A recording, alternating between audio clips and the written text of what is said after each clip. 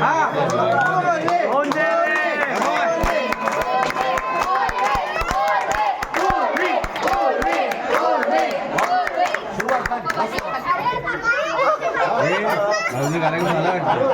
चालू कर, mic Ashwini mic चालू.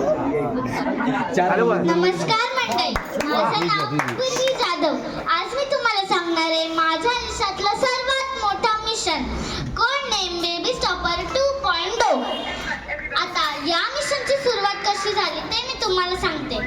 मागच्या वर्षी माझ्या बर्थडेला आलेले सगळे पाहुणे मम्मी पप्पांना बोलायला लागले, काय मग कधी करताय दुसऱ्या बाळाची प्लॅनिंग.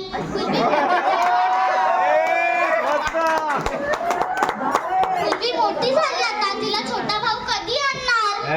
आता मी मोठी झाली म्हणून दुसऱ्या बाळाचा विचार करायचा, हे काय लॉजिक आहे.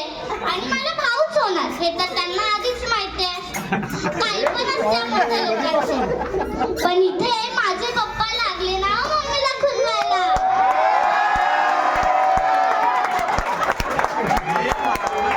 माझी मम्मी चक्क थांबली ना हो.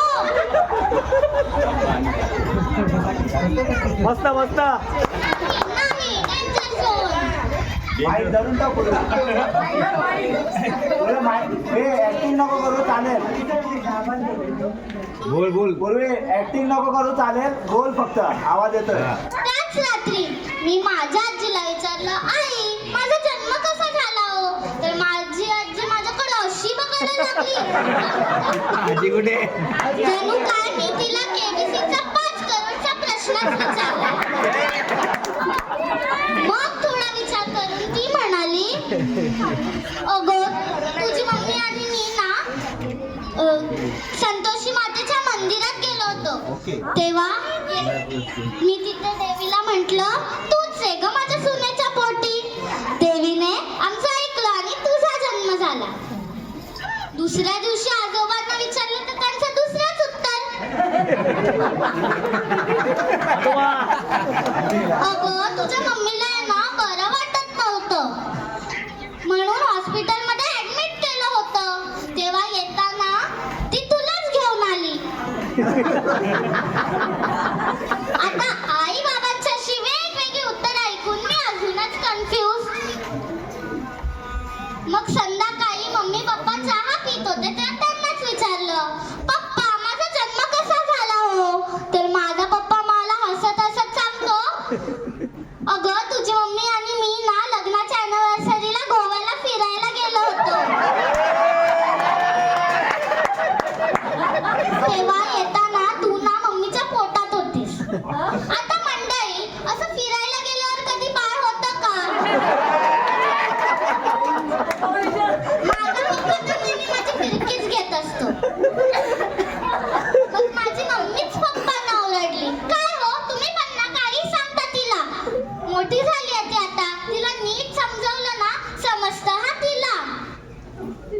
मग पप्पा लगेच घाबरून बोलतो कसा, अगं ए मोठी झाली म्हणून काय झालं, सगळंच खरं सांगशील. मग मम्मीने मला जवळ घेतलं आणि सांगितलं, अगं लग्नानंतर तू नव्हतीस ना तेव्हा मी आणि पप्पा एकत्रच झोपायचो. तेव्हा परीराणी आमच्या स्वप्नात आली आणि तुला माझ्या खुशीत देऊन गेली. आता कोण खरं बोलतंय आणि कोण खोटं हे त्यांनाच ठाऊक. पण मी माझा प्लॅन रेडी केला होता. हा प्लॅन ABC मी सर्व रेडी केलं होतं. माझ्या बर्थडे नंतर 1 महिन्यातच अंगारकी होती. तर माझी आजी मम्मीला बोलते कशी, अश्विनी आज अंगारकी आहे तर गणपतीच्या मंदिरात जायचं का ग. पूर्वी शाळेत गेली की आपण जाऊ. मम्मी पण तयार झाली, नाही नाही डेंजर झोन. संतोषी मातेच्या मंदिरात गेले आणि मला घेऊन आले. आता गणपतीच्या मंदिरात जातील तर बाप्पालाच घेऊन येतील. मग काय लागले ना माझ्या पोटात दुखायला. आई ग पोटात दुखतंय ग, आज नाही जाणार मी शाळेत. आणि मंदिरात जायचा प्लॅन कॅन्सल. मग मी आईलाच रेडी केलं, आई तू ना मम्मीला का घेऊन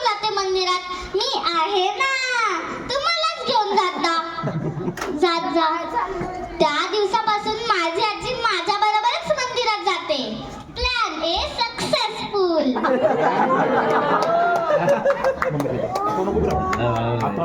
माझी मम्मी आजारी पडली की मी लगेच तिला डॉक्टरकडे घेऊन जाते. जर जास्त आजारी पडले तर हॉस्पिटलमध्ये ऍडमिट करायची रिस्क कोण घेणार?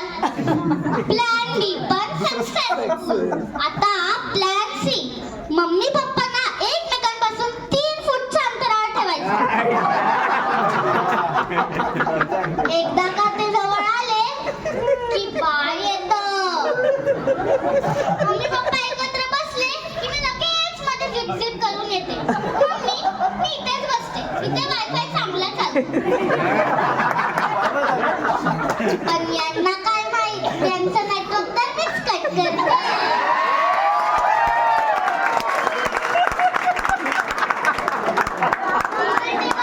डिनर टेबलवर पण मीच धावत जाते आणि त्यांच्यामध्ये बसते. मग मम्मी चिडते, कसली ढकलाढकली करतेस ग? मग माझं तिला एकच उत्तर, ओ माय मम्मी डार्लिंग, तुम्ही दोघं लव बर्ड्स मीच तुमची बापन. रात्रीचं तर बाबा हेवी ड्युटी काम. पप्पा बेडरूममध्ये झोपायला गेले की मी लगेच धावते मम्मीच्या खुशीत झोपायला. हो, मम्मी पप्पा झोपल्याशिवाय मी झोपतच नाही. आता तुम्हाला मागच्या रविवारचीच गंमत सांगते. माझा पप्पा मम्मीला खुलवत सांगतो, तुम्ही दोघी झोपा हा, मी बाहेर टीव्ही बघत बसतो. पूर्वीला झोपा हा लवकर, आणि गेला तो बाहेर.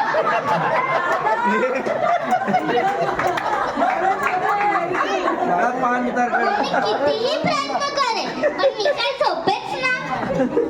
कधी ना मोबाईल देणारी माझी मम्मी बोलते कशी, रील बघ 15 मिनिटांनी झोपा माझं पिल्लू. रील बघत बघत तीच झोपून गेली.